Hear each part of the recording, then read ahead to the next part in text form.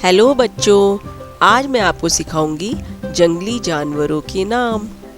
यह है शेर, इसको हम लायन भी बोलते हैं।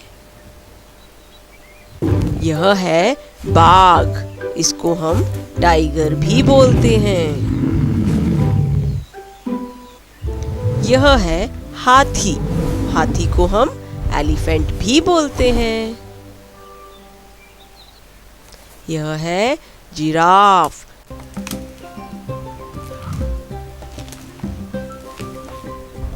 यह है ज़ेब्रा,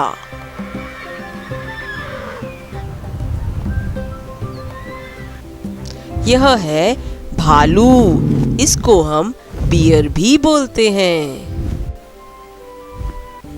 यह है तेंदुआ, तेंदुए को लेपर्ड भी बोलते हैं। यह है बंदर, बंदर को मंकी भी बोलते हैं। यह है हिरन, हिरन को हम डियर भी बोलते हैं। यह है लोमड़ी, लोमड़ी को हम फॉक्स भी बोलते हैं। तो बच्चों, आज के लिए बस इतना ही। अगर आपको ये वीडियो पसंद आया तो लाइक, शेयर और सब्सक्राइब करना ना भूलें।